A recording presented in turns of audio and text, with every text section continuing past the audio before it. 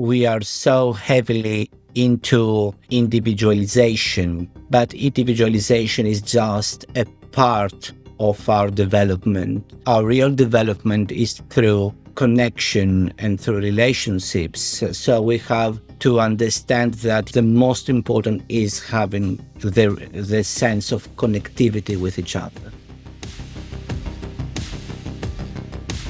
Hey team, my name's Ryan Butler, your outreach director here at ISAR, and I'm coming to you as part of our 2026 Star Club programming. The first Sunday of each month features a panel where we talk to 3 astrologers about that month's topic. For March, we'll be discussing declination and its uses in astrology as we explore the up and down instead of just the side to side. I'm joined here now by one of our panelists, Christos Archos. Hi Christos, and thank you so much for being here. Hi Ryan, I'm very happy that I'm with you and honored for the invitation to talk with ISAR. Yeah, thanks so much. So Christos, this interview is designed to get to know a bit more about you and your astrology, so ISAR members can find out a bit about you before they get to actually meet you on the panel.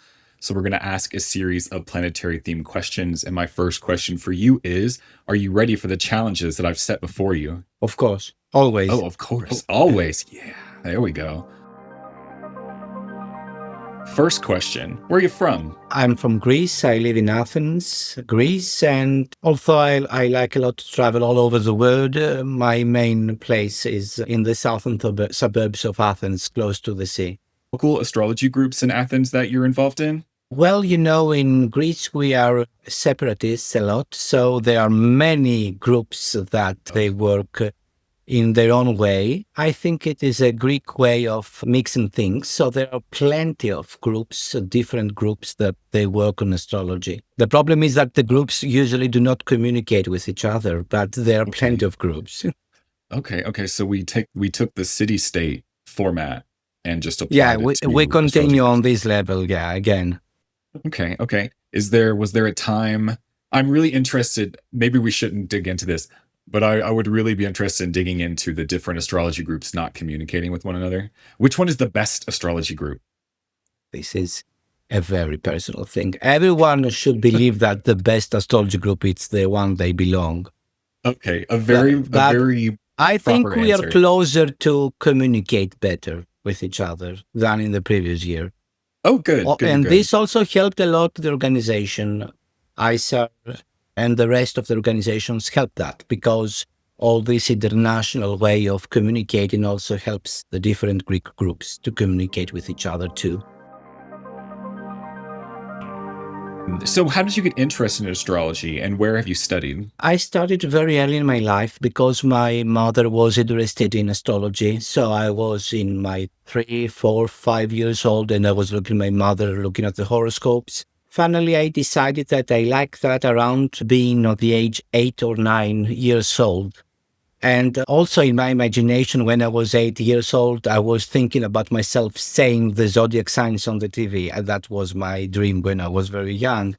But the decision of doing that in a serious way was in 1995, when I was 13 years old. Several things happened. The first was that around 13, it was the first time that I visited my mother's land. It is an island in the Aegean called Samos.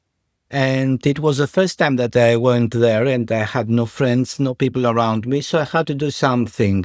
My family loved education and loved people writing and reading and all that stuff. So I was already having a lot of interest in astronomy. So I've seen a magazine that was I thought about astronomy, but it was about astrology. But at the same time, for me, it was around the age that Saturn was squaring my Sun, my Ascendant, and my Mercury. So I was always interested in relationships, not just my relationships, but the relations of my friends, of my family. I always wanted deeply to have the proper communication. And I think the real reason that I've started when I was 13 years old, it was about having harmonious relationships with the rest of the people. And the dream of having one love forever. When I was very young, I had this dream of having one relationship forever. So I will work for it and I will find it. Okay, how'd that work out? I managed it with the second time. Okay, everyone gets a first shot. Everyone deserves a second chance. All right, so now we get into the part of the show where you get to shout out a friend. Who would you say is your best astrology friend, and what did you meet or what did you bond over? Angela Tiki. Angela is a Greek astrologer and is also the OPA satellite for Greece. And we are having a very good time together. I think she's very polite. We have very good conversation about astrology. We have very good communicative skills with each other. And I think the most important is that we respect each other, which is very basic when you want to have a friend. And I think Angela is a great person. So this is the person I'm going to mention as my best friend in astrology. Right. Would Angela say that she is your best astrology friend? I don't know. Perhaps you can invite her and you can ask her. We'd love to have Angela on. Absolutely. What would you say is at the heart of your practice? I think my basic belief is humanism. I strongly believe that we have to be clear, we have to be close to the humanity and the values of humanity. Always I see astrology as a tool of developing ourselves and our relationships and our well-being. I think that without having this humanistic spirit on doing astrology, we are going to lose what is important, because the techniques, the intelligence, everything is important, but we need the soul. And I think the soul of astrology is about being humane to the others and respect the others. And this is why I like a lot ISAR, because you are one of the few organizations that you have about how to conduct a proper astrological practice, how ethics work. And this is very important, to respect the human dignity of our clients. Absolutely. And I think that's something that previous, like maybe more like ISAR in the past, kind of saw and we struggled with, especially with something like astrology, which is a little bit more, it's less for less. You know what I mean? Like when you go to any other profession, they have, licensing they have to go through. They have their own sort of ethical codes of conduct that they have to follow, which instills a sense of trust between you and like a lawyer or a doctor or somebody that you might be seeing. So I think ISAR was like, what can we do? What's our part in this to do something similar, to have people that a client go to and share some of these sometimes very difficult life experiences and have like a sense of trust. So yeah, I think that human aspect of it, the soul aspect of it, is extremely important, and is something that trust also is just like so fragile. You know what I mean? Like trust is so easy to break between like consulting astrologer and client. Those consulting skills or those ethics, they don't always come super easy and naturally. You don't always know what the right choice is in any situation because things are complicated. So I absolutely agree. I think people are 100% have to be at the center of astrology. That's why we're born in the middle of the birth chart. So now we're going to move on to the controversial part of the show. What's something in astrology that you're tired of hearing about? Well, I don't know if that happens a lot outside my country, but in my country, I think the problem is usually we are very affected by the Eastern way of thinking. And this is about, everything is written, even what kind of socks you're wearing. And so they expect you to tell them that in 3 days you are going to meet Catherine, and Catherine will have blonde hair and she's going to talk to you around 3:05 p.m. and you are going to have a lustful relationship for exactly 1 year and 32 days. I think that's the main problem. They look at us usually as gods, or the all-knowing astrologer that knows every single paranoid detail of their life, which is very dangerous when you put the astrologer in that place, when you see him as a secondary god that knows everything about their lives. This is unfortunately a very negative schema that exists in Greek population, because we are affected exactly by what we call the fate, and we think that fate is about every minute it is written in a very specific way. And so they expect usually from the astrology very specific things you cannot imagine. I had a great meeting with Christian Koenig. He's an astrologer from Germany. And we've met in India, in a conference in India. And we were talked about what kind of appointments he has and what kind of appointments we have in Greece. And was Angela also there? And we have seen this distinction about how different cultures use astrology or expect from the astrologer different things. It's fascinating. No, I love to hear that. It's really, I guess I hadn't thought about the different cultural perceptions, I guess, of an astrologer or expectations of an astrologer. So that's very interesting to hear about. Yeah, in my school we have a different lesson that was what is called cultural astrology, which has to do with the way different cultures, even within Greece, because when I was born in 1992, 10 years later, Greece was only having Greeks. The last 20, 25, 30 years, we're not like United States, but we have several different nations and beliefs. And the culture and the way the culture understands the word affects also the interpretation of the natal chart and how the client is going to use the natal chart. So I think this is something that we need to look closer in the future, because astrology has many truths that depend on the cultural prism, the cultural schemas and stories. That's beautiful. That's beautiful. It's really, it's interesting that it's become such a thing that you have to have a lesson on it. And obviously it's very needed. It has to do also with my education, because I'm a psychologist also. And in psychology, understanding the cultural differences is very important in order to be able to help the client. So, what's another area of interest or study that you're interested in that shapes or impacts your astrology?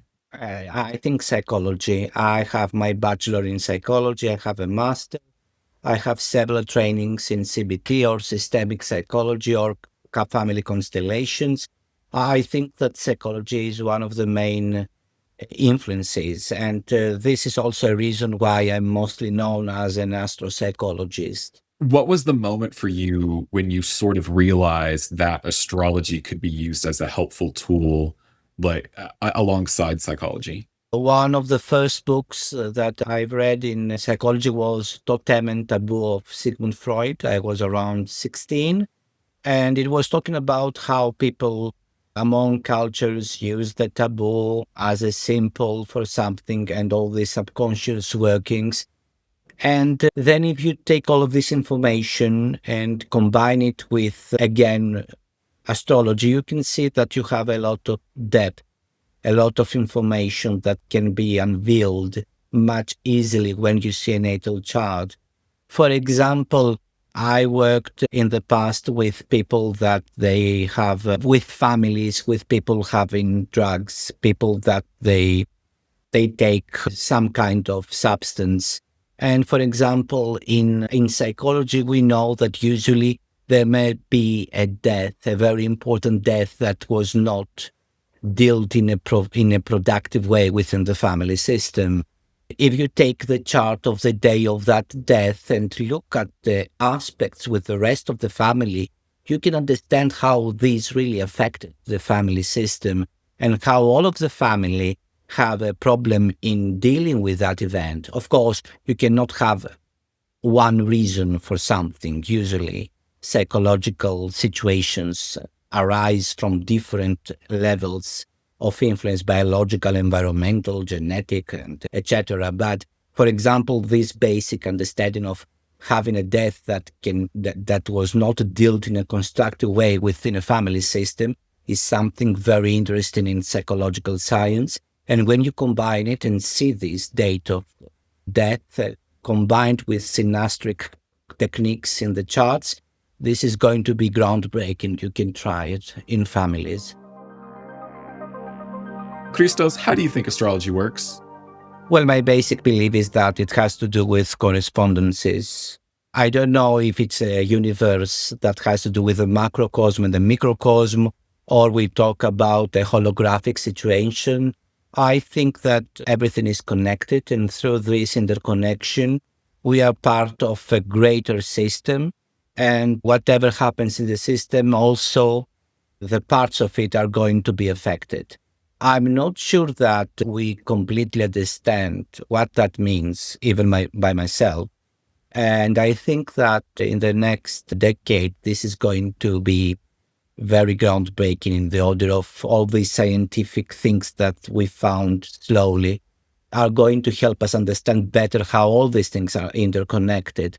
But for me, it's about understanding that the universe is not just a mathematical, mechanistic construction, but has to do with the ensoulment. And I'm not saying that has to be soul as we understand it in the Western mysticism and tradition, but it has to do with having a living being or a being that we are all part of it. Gotcha. No, that's beautiful. That's great. I hope that you're right, that we find some groundbreaking piece of evidence or discovery that helps us kind of crack the code a little bit more than we have now. But we'll see. Yeah, I think that all these planetary influences right now, all these air triangles, Uranus in Gemini, Pluto in Aquarius, all that stuff is going to give us a lot of information. The problem is always not to stay on brain and try also to speak all this information to our hearts, because the main problem that we are going to face is the disconnection. I said in the beginning of the interview that the main interest for me was personal relationships. And what we have seen in the Western world is that we are completely disconnected with each other. And this is why we are into a psychological bomb of having problem disorders and all that stuff. We can see that from the APA, the American Psychiatric Association, and how they inform us about all these difficult things that arise right now within our societies. And we can see that this is, I think, something also astrology should look better in the future, that we are so heavily into individualization, but individualization is just a part of our development. Our real development is through connection and through relationships. So we have to understand that, yes, individualization is very important, but the most important is having the sense of connectivity with each other.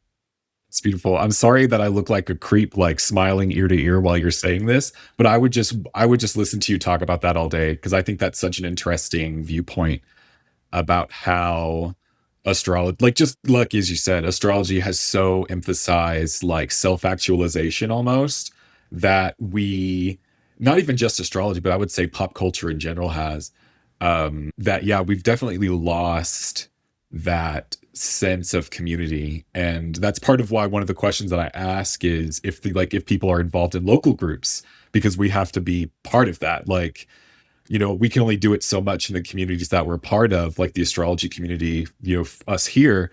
And then I think that like as professional astrologers or people who are teaching astrology, I think that that becomes a job of that, or not a job, but that becomes part of the job, is that sort of like community outreach and kind of facilitating that. So I think that's amazing. And that is a hot take that I would listen to so many times.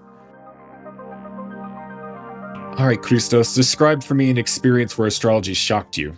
I have been shocked by astrology so many times, but my most important, I think, time was around 2006. I was having an appointment with a client.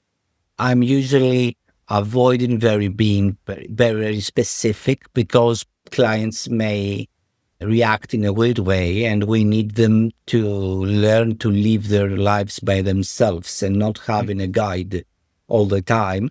But it was having a clear signature of a potential danger of an accident. So I was just said to this client, I know that you both ride a bike. It was a couple. Just be more careful. They were not putting, I don't remember the name in English. How you call it? Helmet. A helmet, yes. They usually in Greece, they do not wear helmets usually. This is a PSA. Helmets are important. Yeah, helmets are important. So they had that and they said, okay, this week let's wear a helmet. And they had a serious accident with a bus, a very big vehicle. Mhm. And having helmet helped them survive. It was the reason they survived. So it was something that was really shocking for me. Oh, that's perfect. I love that. I love just like the clear example of it, I don't know, just a little bit of practical advice. But the best part of it is just like a client listening and following through. That's the best part. Good for them. I'm glad that are they still a client of yours 20 years later? Yeah, we are continuing. We usually, after this kind of prediction, they do not let you ever again. They don't let you go. That doesn't mean that we're always perfect. This is a problem that we need to discuss. We want to present ourselves that we are all knowing and we are never off predicting something. We are human beings and we can have mistakes. And having mistakes as astrologers doesn't mean that we are bad astrologers. Instead, by our mistakes, we can become much better. I've learned many more things by my mistakes than by the things I have done right in the past. Alrighty, Christos, our final question. Where can people go to find out more about you? I have an English site. It is called chrisarchos.com for the English-speaking people. The difference is that the other is christosarchos.gr, and you cannot go there because you're not going to understand the thing. But if you type chrisarchos.com, you're going to find everything about me in my site. My school is having around 300 people right now in Greece and in Cyprus, which is usually Greek-speaking areas. The school is around 7 years. It has a lot of people liking and loving astrology. We have several lessons and different things that people like. Is a school that likes to teach. And I really like to teach also by myself. I think that I enjoy much more teaching than anything else in astrology. It is Institute of Astrology, and the secondary name is Mediterranean and Balkan Institute for Astrology. And it has to do because Greece is a Mediterranean and a Balkan country, and we usually work around those places. Alrighty, Christos, that's all I had for you. Thank you so much for being here, and it's been great getting to know more about you. Looking forward to chatting with you again during our panel. Viewers, check out the description for the links of where to find out more about Christos and his school, and make sure to catch Christos and all of our panelists on Sunday, March 1st at 3 p.m. Eastern, where we'll talk more about declination. Take care, everybody, and we'll see you then. Thank you very much. Bye-bye.